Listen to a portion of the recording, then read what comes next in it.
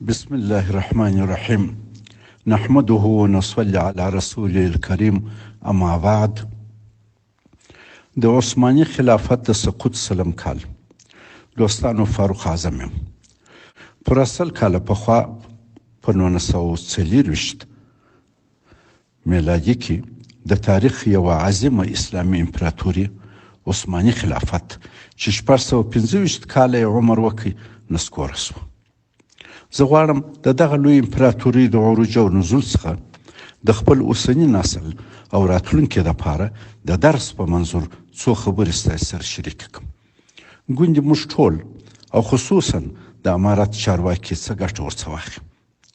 امارت اوس د تیر څخه په درس او عبرت یو فرصت میسر دی چې د خلافت راشده منهج را ژوندی کړي او افغانانو او ټولو مسلمانانو ته د دنیا او آخرت عزت په برخه کې. نعم المولا و نعم النصير.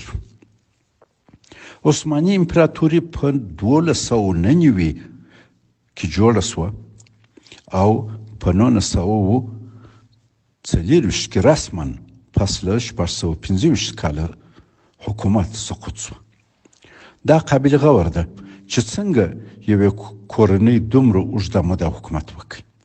د بقا دوام او د وقوف او د قوت راز یې په څه شي کې و. خو دا هم باید وپوهېږو چې څنګه دومره اوږده مضبوطه امپراتوري سقوط شوه. ولې سقوط شوه؟ دا خو باید نور هم قوي سوی وای. د عثماني امپراتوري د قوت عوامل څه وه؟ اول، مساعد جغرافیایي موقعیت. دا هیواد د یورپ، ایشیا او افریقا پر تقاطع پروت و چې مهمې تجارتي لارې په کنټرول کې وې. د خپل دغه څلور لارې موقعیت څخه په ښه استفاده یې ځان یو مهم اقتصادي او سیاسي قوت کړي. دوهم، عثماني خلافت خپل قدرت په اوایلو کې د اخروي علومو څنګ ته دنیوي علوم، ساینس، تعمیرات او نفیسه صنایع ته ډېره توجه وکړه. وطن د پوهې په لحاظ ډېر مخته ولاړ او علوم پکښې ډېره وده وکړه. د هغې دورې مسجدونه او نورې بناوې د عظمت، ظرافت او نقشونګار لحاظه اوس هم د زایرینو د ستایلو دي. خلک دغه دورې ته د خلافت زرینه دوره وایي. دریم، کله چې خلافت د علم، پوهې، ابتکار او تولید او د هغه په نتیجه کې د اقتصاد لحاظه قوي سو، د نظامي تجهیزاتو په جوړولو یې پیل وکړي. د هماغه وخت ممتاز نظامي وسایل په خپله جوړول. شاوخوا کمزوري سیمې ونیولې او بالاخره د روم پر لوی امپراتوري حمله وکړه. له هغه مرکز څخه کنستانتینوپول یا اوسنی استانبول ونیوی. دغه فتوحاتو د سیمې پر مهمو ستراتیژیکو ساحو د دوی کنټرول راوست چې نورو مسلسلو فتوحاتو ته لار هواره کړه. څلورم، عثماني ترکانو یو قوي مرکزي حکومت جوړ کړ چې اداري نظام شفاف او فعال و. ټول نظام، حکومت او ولس خپل مشر سلطان تر شا ولاړ و. پنځم، مذهبي تحمل او د نورو په غېږ کې نیول. هغه وخت ترکیه کې ډېرې مذهبي او قومي ډلې وې. حکومت ټول په غېږ کې نیولې وه. غیر مسلمانانو ته د خپل مذهبي مراسمو په اجرا کې ازادي ورکړې وه او اقلیتونو سره دا ډول معامله کول چې هغوی دغه حالت غنیمت ګاڼه او د هیواد په ثبات او د خلافت په استقرار کې مرسته کول. شپږم، ښه ډیپلوماسي. عثماني ترک په ډیپلوماسي کې ډېر ماهر و. د شاوخوا طاقتونو سره د ځان په ګټه اتحادونه هر وخت کول. د ځینو هیوادو سره به د خپل هیواد د ثبات لپاره او ځینې وخت به د یو سره د بل په مقابل کې د ځان د ساتنې او استقرار په منظور اتحاد کاوه. دغه فعال ډیپلوماسي عثماني ترک په سیمه کې یو مقتدر ځواک ګرځولی و. اووم، با کفایته اداري نظام. عثماني ترکانو یو فعال اداري نظام درلود چې د امپراتوري پراخ قلمرو ته ښه رسیدګي کول. دوی خپل پراخ قلمرو پر ولایاتو ویشلی و او هر ولایت ته یو مجرب والی مقرر کړی و. ولایت بیا پر ولسوالۍ ویشل سوي وي او هر ولسوالۍ ته یو مجرب څوک ټاکلی و. اتم، قوي نظامي حکومت قوت. ترکانو د ښه منظم بعضې ډیسپلین مسلکي تربیه سوي پوځ په درلودلو کې ډېر کوښښ وکړ. دوی د وسلو او مهماتو په جوړولو کې ډیر کار وکړي او یو قوي بري او بحري قوت یې جوړ کړي. دغسې یو قوي فوج د ښو خپل په کور کې جوړ کړو وسایلو سره د دوی فتوحات نورم ډیر کړ. نه هم پر کوستانتینوپول یا اوسني استنبول حمله 1.5 سل کاله عثماني ترک د ځان پر جوړولو کار وکړي، د ځان دفاع کول چې څوک یې ارامي او استقرار خراب نه کړي. ډیپلوماسي هم د دې لپاره چلول او دوی ته فرصت ځان کې ورکاوه چې په دغه ترڅ کې ځان قوي کړي. په وطن کې د علومو پر وده، د خلکو د اقتصاد پر ښه کېدو، د یو شفاف، مؤثر او عادلانه نظام پر جوړولو او د یو قوي فوج پر رامنځته کولو کې ډېر کوښښ وکړي. ترکانو په 1453 میلادي کې پر اوسني استنبول چې د شرقي روم د امپراتوري مرکز حمله وکړه. د باسفورس را ابنا ور واوښته او د هغه امپراتوري مرکز یې فتح کړ. د استنبول په فتح سره ترکان یورپ ته واوښتل او د عیسوي دنیا په زړه کې د مسلمانانو رعب ننوت. اروپایانو عثماني ترک د سیمې د یو زبرځواک په حیث ومانه. وروسته ترکانو پر بالکان حمله وکړه او اوسنی یونان، بلغاریا، سربیا، البانیا، بوسنیا او هرزګوینیا یې ونیول. له دغو سیمو ډېر ثروت او طبیعي منابع د ترکانو لاسته راتلل.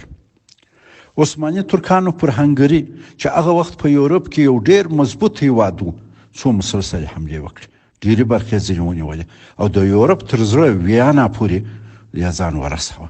همداراز دوی پر قفقاز حملې وکړې او د نن ورځې ارمنستان، آذربایجان او جورجیا هیوادونه ونیول.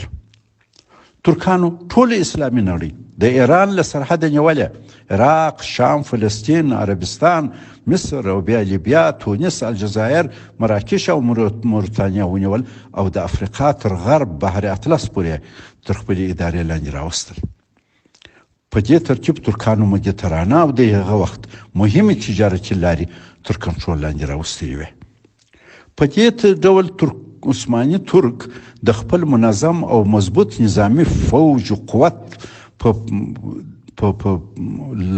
سبب په دغه لارې د نورو سره د تعامل او د فعال ډیپلوماسي په برکت په نړۍ کې د خپل وخت ډېر لوی طاقت شو چې په دریو برازمو کې پراخ سیمې تر کنټرول لاندې وې. چا د مقابله توان نه درلودی، بلکې هر هیواد کوښښ کاوه لار ورسره یوسي. دا وخت ټول دنیا د اسلام عظمت منلی و او دشمنان ورسره بیریدل. خو دغه قوت، فتوحات او جاه و جلال عثماني سلطنتي دربار عیاش کړ. بې اتفاقي پکښې راغله او فساد پکښې ډیر سو او کرار لویه وسیع امپراتوري وشوړېده او بالاخره د دنیا دغه لوی طاقت پس له 625 کاله د حکومت داسې کمزور سو چې بیا یې هر ذلت ته تن ورکاوه چې هسې یې نوم پاتې سي. سوال دا دی چې ولې یې وار دومره قوي سوه چې پر ټول دنیا یې رعب پروت و او بیا په قوت کې ولې دومره بې قوته سو چې راولوېد؟ باید نور هم پرمخ تللی وای. د کمزورتیا او بالاخره د سقوط عوامل یې څه وه؟ د عثماني امپراتورۍ د شړېدو مهم عوامل: اول، سیاسي ناارامي. د حاکمې کورنۍ په منځ کې پر واک کشمکش دا لویه امپراتوري ډېره کمزوره کړه. وایي بې اتفاقي لویه بلا ده، هم د دین هم د دنیا ده. هلته مشرتوب د اهلیت پر بنیاد نه و، بلکې میراثي سلطنتي کار و.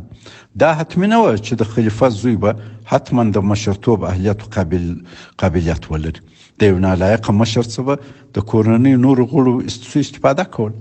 د کورنۍ یو غړی به یو چیرې بغاوت وکړي، هلته به هغه ته به بیا امتیاز ورکول کېدی چې ارام یې کړي. دغسې کارونه په مملکت کې بې اتفاقي راوستل. د حکومت رعب او کفایت دواړه یې تضعیفول او د خارجي تهدید په مقابل کې د دوی وړتیا کمزورول. دوم، عثماني سلاطینو د خپل امپراتوري د ښه ادارې او تنظیم په منظور دغه پراخ هیواد پر ولایتونو ویشلی و چې په اول سر کې ډېر ګټور و. خو په مرور د زمان به یو والي چې اکثره به د سلطنتي کورنۍ غړي و سلطان ته پورته سو. سلطان ته به اسانه نه وه چې له مرکزه هغه لرې پرته سیمه پوره کنټرول کړي. د ارامولو لپاره به امتیازات ورکول چې اداره به نور هم کمزوره کړه. که به سلطان له زوره کار اخیست هم به ورته اسان نه وه، په کور کې به غم ورته پیدا کېدی، ارامول به بیا په امتیاز کېده. دغه حالت سلطان نه پرېښوی چې خارجي تهدیداتو ته چې له هرې خوا ورته متوجه و پر وخت لازم جواب ورکړي. دریم، د دې لپاره چې سلطان خپل تربوران چې په حکومت کې مقتدر و کمزوره کړي، هغوی به یې بنا پر مصلحت له دندو لرې کولی نه سوای، نو د هغوی صلاحیتونه یې محدود او په ځان پورې به تړل. هر مهمه خبره باید سلطان ته د هدایت لپاره تللی وای. سلطان بالاخره مطلق العنان و واکدار او مستبد الرأیه. د اداري واک دغه انحصار چې ټول کارونه په ځان پورې تړلي وه، د دولت کارونه د سلطان په دربار کې متراکم کړه او ډېره معطل کړه. دغه حالت د دولت کارونه د رکود سره مخ کړي وه. څلورم، کلتوري مشکلات. د حاکمې کورنۍ په منځ کې له اختلاف څخه ځینې قومي کړیو ناوړه ګټه پورته کول او د خپلو سیمو ازادېدو ته یې کار کاوه. دغسې حالت د امپراتوري اتحاد او نظم تهدیداوه. پنځم، یو شمېر سلاطینو کوښښ وکړي چې په نظام کې د کمزوریو د لرې کولو په خاطر ځینې ضروري اصلاحات رامنځته کړي، خو دا به اکثر کم او یا ناوخته وه. ځینې وخت به دغه اصلاحات محافظه کاره کړیو خصوصا د سلطنتي کورنۍ د ځینو غړو د مخالفت سره مخ شوه. هغوی به خلک د اصلاحاتو پر ضد راپورته کړه. دغسې کارونه نظام کمزوره کاوه. شپږم، کله چې عثماني سلطنت ډېر دوام وکړي، سلطان او د ده کورنۍ ډېر استراحت طلب او تشریفاتي سوه. عیاشي پکښې ډېره سوه. دغه حالت د حکومت پر چارو نظارت کمزوره کړي او په نتیجه کې د حکومت کفایت او کاري وړتیا کمه کړه. دغسې حالت فساد ډېراوه او فساد خو د یو نظام په تنه کې وینه ده. فساد پر حکومت د ولس اعتماد ته صدمه ورسول. اووم، په حکومت کې بې کفایتي او فساد د حکومت او ولس ترمنځ واټن ډېراوه. دغسې یو حالت هر ځای په خلکو نارضایتي راپورته کول، خارجي دښمنانو له دغو نارضایتیو څخه استفاده کول او هغوی ته په خپله خوښه مسیر ورکاوه. اتم، سلطان به د حکومتي ادارو او عسکري نظام د خرڅو ضرورياتو د رفع لپاره ځینې اقتصادي ریفورمونه تطبیقول، خو اداري فساد به دغه ریفورمونه بدنام او ناکام کړ. مثلا حکومت به غوښته چې مالیات او ټکسونه لږ ډیر کړي چې د حکومتي ضرورياتو کفایت په وسي. هغه به موظف مامورین دومره ډیر کړه او په دومره خشنه طریقه به له خلکو راټولول چې د ولس به فریاد او فغان ووت. دغه کار د حکومت او ولس ترمنځ واټن ورځ په ورځ ډیراوه چې ناارامیو او بغاوتونو ته لار هوارول. نهم، یورپ په صنعت کې د فابریکو په جوړولو، په زراعت کې ښه والي، د ژوند د ضروري شیانو په تولید، خصوصا د عسکري وسایلو په جوړولو کې ډیر مخته ولاړ. ترکیه دا وخت یو زراعتي هیواد و چې په عنعنوي وسایلو یې تولید کاوه. عثماني ترک نور د یورپ سره د صنعت، زراعت او اقتصاد په ساحو کې په خپلو عنعنوي وسایلو رقابت نه سوی کولی. لسم، اروپایان د صنعتي انقلاب له برکته په مخابراتو لکه تلګراف او ترانسپورت، لکه د بخار په زراعت د غټو کښتیو چلولو کې ډیر مخته ولاړ. عثماني ترک د مخابراتو او د ترانسپورت په ساحه کې تر خپل اروپایي رقیبانو ورځ په ورځ پاتې کېدل. 11، اروپایانو د اقتصاد په بنسټي سکتورونو کې لویه پانګونه وکړه، لکه اورګاډي، سړکان، کانالونه چې د اقتصادي ودې او نظامي تحرک سره ډېر مرسته کول. د عثمانیانو بنسټي پروژې ډېرې کمې وې چې نه یې د خپلو طبیعي منابعو سمه او سریعه استفاده کړی سوی او نه یې د نظامي تهدید مقابله لکه څنګه چې په کار وکولی سو. 12، نظامي قیادت. د هیواد نظامي قیادت د سلطان او د هغه د کورنۍ په واک کې و. دوی عیاش سوه او پر شاوخوا یې چاپلوسان او مفسدان راګرځېدلي وه. له بلې خوا په دربار کې د محافظه کارو او هغو ملایانو زیات نفوذ و چې دنیوي علوم یې نه تشویقول. دا کار د دې سبب سو چې فوج نوې ټکنالوژي او وسایط جوړ نه کړی سوی او نوي نظامي تاکتیکونه یې زده نه کړل. دغه حالت د امپراتوري نظامي قابلیت ورځ په ورځ کمزور کاوه. په داسې حال کې چې اروپایانو د نوي عصري او مؤثرو نظامي وسایطو تجهیزاتو په جوړولو کې هره ورځ پرمختګ کاوه. 14 اروپایانو په 18 او 19 پیړیو کې په صنعت او عسکري وسایلو د جوړولو په برخه کې ډېره ترقي وکړه. عثماني خلافت چې پخوا د نظامي تجهیزاتو په جوړولو کې تر اروپایانو ډېر مخته او اقتصاد یې ډېر قوي و، اوس د داخلي مشکلاتو په سبب ډېر وروسته پاتې سو او د اروپایانو سره نور د رقابت توان نه درلودی. 14 پخوا د مدیترانې تورې بحیرې، سرې بحیرې، منځني ختیځ او شمال افریقا کې ټولې تجارتي او ستراتیژیکې لارې د عثماني ترک په کنټرول کې وې چې اروپایان مجبور ول د دغو لارو د خپل تجارت لپاره کار واخلي او دوی ته ټکس او حق العبور ورکړي. خو په اروپا کې د صنعت او د بخار د ماشین په تولید وده سره هغوی خپل بحري قوت تقویه کړي. لوی کشتۍ یې جوړې کړې چې په ماشین چلیږي. دوی آزاد بحر کې تګ راتګ شروع کړي او نور مجبور نه و چې د عثماني ترک د نفوس په ساحه کې تیر شي. دغه کار نه یوازې اروپایان د عثماني ترک له احتیاجه خلاص کړه، بلکې د عثماني ترک عواید چې له دغه لارې یې ترلاسه کول له لاسه ووتل چې دا د عثماني دولت اقتصاد ته لویه ضربه ورسوله. 15 اروپایانو د صنعت، نظامي قوت او د کښتیو د جوړولو په رونق سره د تجارت له لارې استعماري نقشې مخته بیولې. د نړۍ هرې خواته ولاړه، ډېرې سیمې او ستراتیژیکې نقطې ونیولې. د هغوی طبیعي منابع او ثروت یې یورپ ته راوړه او ځانونه یې په قوي کړل. عثماني ترک د خپل داخلي کمزوریو په سبب نه یوازې له خپلو وسیلو تر ستراتیژیکو سیمو ښه استفاده نوره ونه کولی سوای، بلکې په هره ساحه کې تر خپل اروپایي رقیب ګاونډیانو پاتې راغله.